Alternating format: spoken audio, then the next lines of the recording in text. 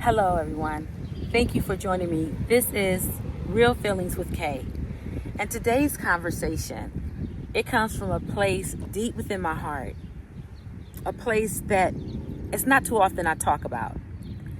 If you're watching this and you're living in an abusive relationship, I want you to hear me before anything else. Just hear what I'm saying before anything else. I believe you. You are not weak. You are not crazy. You are not the reason that someone chooses to hurt you.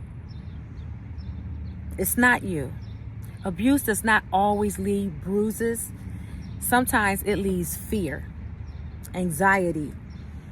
It leaves confusion.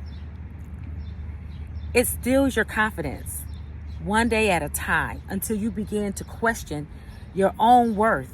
And we don't want you to do that. I don't want you to do that. I've experienced abusive relationships myself. So this isn't coming from someone reading facts out of a book. No, this is authentic. This is real. This happened to me. It's coming from someone who understands how complicated leaving can be. People often ask me, why didn't you just leave?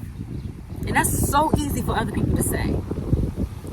But they don't understand that leaving isn't always so cut and dry. It's not simple. There may be children involved, which in my case it was.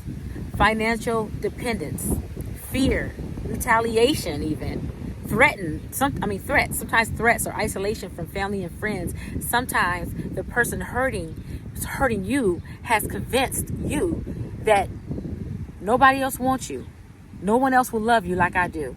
And if that's you today, I want you to know something coming from my deepest heart. There is life after abuse. There is peace after abuse. There is healing after abuse. But getting there, it takes preparation. It takes courage. It takes support. And today I want to talk to you about how to safely prepare to leave an abusive relationship. Not because you're weak, but because your life matters. The first thing I want you to understand is this. Leaving should never be rushed. If doing so puts you in a greater danger. Sometimes the fastest escape is a planned escape. Believe me, I know. That doesn't mean you're giving up. It means you're protecting yourself, rightfully so, and your family and your loved ones. You know, one of the most important things you can begin doing quietly is creating a safe place. If possible, begin setting aside small amounts of money. It may only be $5 here, $10 there. It may take weeks or even months, and that's okay. The goal is to build a financial cushion that can help you when time comes. If you have your own bank account that your partner cannot have access to, well, that's helpful. If not, think carefully about ways you can keep your plans private and safe. Next, gather your important documents, birth certificates, driver's license, state ID, whatever important information you have, social security cards, insurance information, what else? Medical records. If you have a passport, your passport will help. All those things, gather all that information. Your children's school records. Some of you guys, your kids are in school, get some of the school records that you may need. Keep copies of everything and keep it in a safe place. If you can, maybe you can have a trusted family friend or a member of a family or a friend, someone that you know, or just put it in some secure location that your abuser cannot have access to. Now, if you have children, think ahead. Know where you would go. Know who you could call. It's not easy when you have children, when children are in place with this. But also know how you would leave if you only have a few minutes. Because sometimes it's, what is it called? Fright or flight? Sometimes simple knowing your plan can reduce some of the fear. Another thing I want to encourage is rebuilding your support system. Abusers often isolate people from the ones who love them the most. They try to separate you from your loved ones. Reach back out to someone you trust. A sister, a brother, a parent, a pastor, a lifelong friend. Someone who you know you can confide in. That you don't have to tell everyone your situation, but please don't carry this burden completely on your own or alone. You deserve people who will remind you of who you really are, the great person that you are meant to be or are.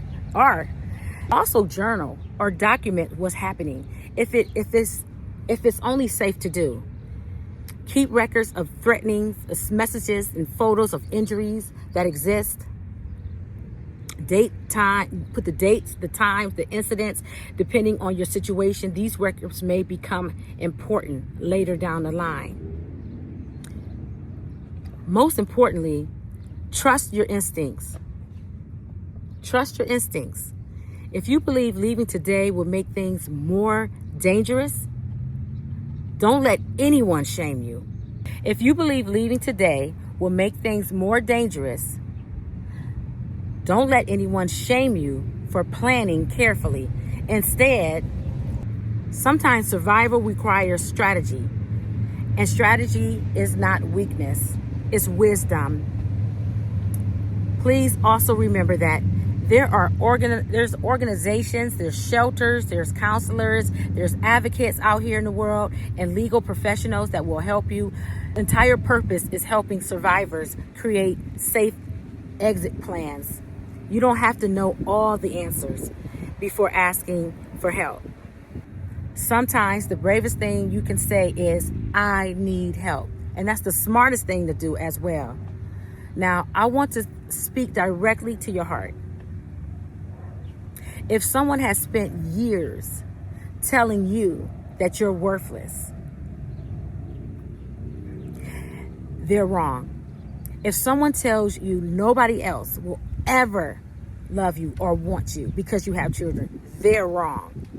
I want you to understand that. If someone tells you that you're trapped forever, they're wrong. You were created for peace. Peace, peace. You deserve laughter. You deserve safety. You deserve respect. You deserve to wake up without fear, without worrying if he's going to or she's going to decide to hit you over the head for no reason. This happens. Healing doesn't happen overnight. Some days you'll cry. Some days you'll question yourself. Some days you'll wonder if you made the right decision. And in the back of your mind, you'll say, I want to go back. But you know that that's not in the best interest. But every step towards safety is a step toward reclaiming your life and who you are. And to anyone watching who has already escaped abusive relationships, I want to tell you how proud I am of you. Your scars don't define you. Your survival, it tells your story. And maybe one day your story will become someone else's hope. Before I end this video, I want to remind everyone that abuse happens to women and men, and it crosses every race, every age, every income, every level, every neighborhood, and every background. No one deserves abuse. No one deserves fear. No one, and remember that, no one deserves to feel trapped. If this video reaches just one person who realizes they deserve better, then this conversation was worth having. Thank you for spending these moments with me. I appreciate, I have new subscribers. I want to say thank you so much. Please take care of yourself, protect your peace, and believe your worth. Believe your worth, and never stop believing that a better life is possible and ahead of you. This is Real Feelings with Kay. So be safe, protect your peace, and don't let anyone steal your joy. And before I go, I do want to mention one more thing. If you're being abused, make a police report about it.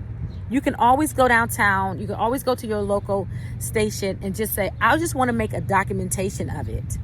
They will document it. It's on record. So if anything ever happens, which we hope it would never happen, but if anything ever happens, it's documented that he is the person of interest or she is the person of interest. Okay, I will talk to y'all later.